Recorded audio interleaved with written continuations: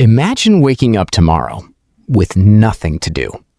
No alarm, no meetings, no inbox waiting for you. Just time. For 300,000 years, that wasn't a dream. That was Tuesday. So what did early humans actually do? Here's a number that should make you angry. The average person today will spend roughly 90,000 hours of their life at work. That's 1/3 of every waking hour you have on this planet gone to a job. But for 99% of human history, jobs didn't exist. There was no employment, no wages, no boss, no career ladder. So the question isn't why did they have so much free time? The question is, what did they do with it? To answer that, anthropologist James Sussman spent years living with the hoansi people in Botswana, one of the last groups on Earth still living in a way that resembles early human life. What he found was staggering. Adults spent roughly 15 to 17 hours per week on survival tasks. Food, water, tools, that's it. The rest of the time, completely unscheduled. And this wasn't unique to one group. The Hadza in Tanzania, the Martu in Australia, the Aceh in Paraguay. Completely different environments, different continents, same result. About 15 to 20 hours per week on survival. You probably work twice that in 5 days. But maybe these are modern people.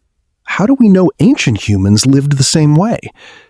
The answer is in the bones. When archaeologists compare early human skeletons to the first agricultural populations, people who started farming around 10,000 years ago, the difference is dramatic. Farmers were shorter. Their bones showed nutritional deficiencies, cavities in their teeth from grain-heavy diets, arthritis in their spines from repetitive labor.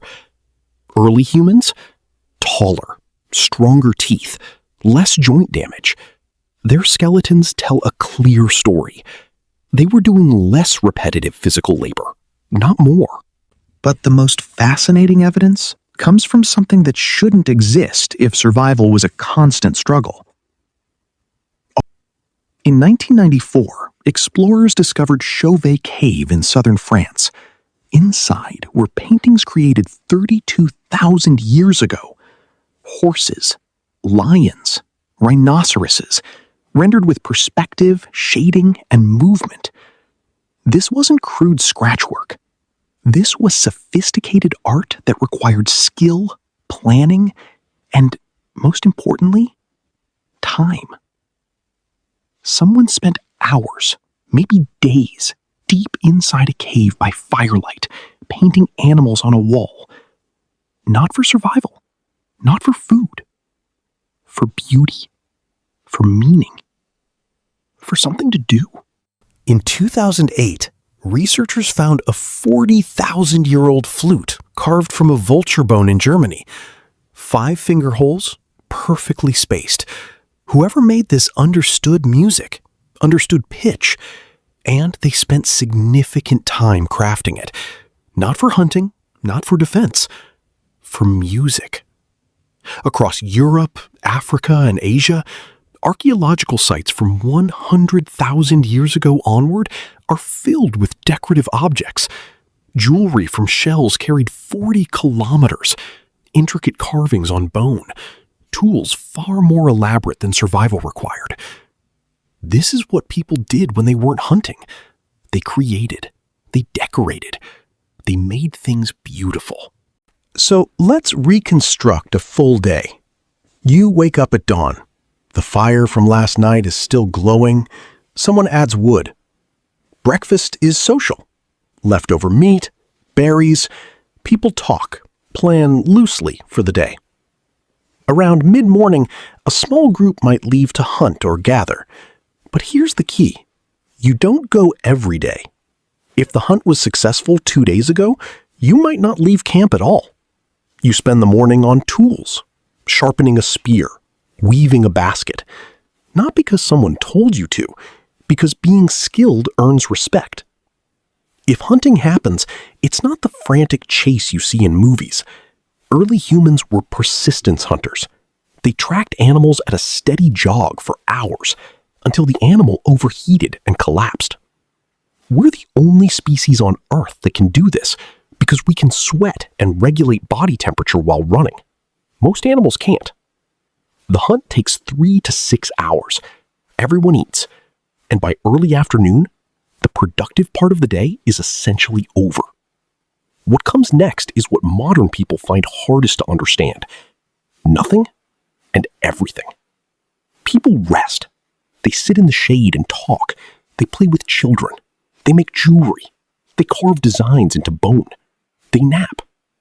Anthropologist Polly Weissner documented that among the hoansi, adults spend roughly 6 hours per day in what she called social time.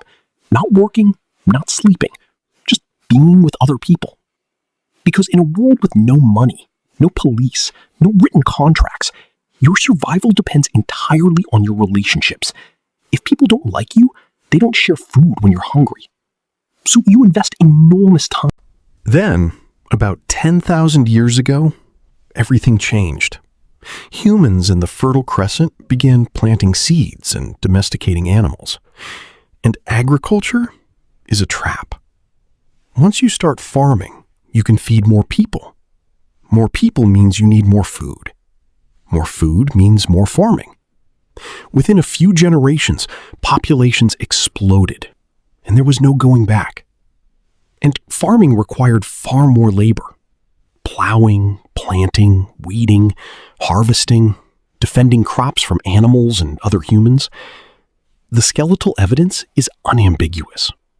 Early farmers worked harder, ate worse, and died younger than the hunter-gatherers who came before them. But the population kept growing. And with larger populations came specialists, toolmakers, priests, administrators, and eventually, jobs. The idea that your time belongs to someone else in exchange for resources. Today, you spend 90,000 hours working. Your ancestors spent a fraction of that.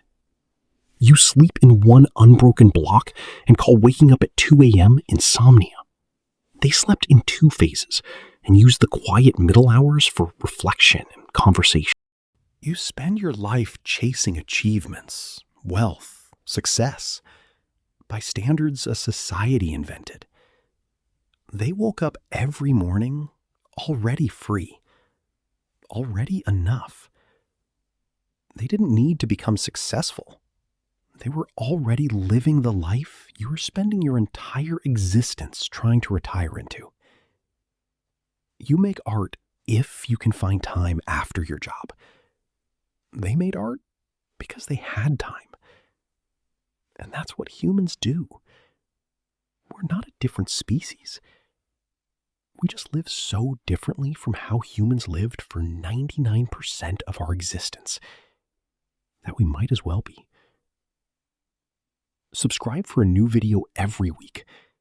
What do you think? Did we make a mistake choosing agriculture?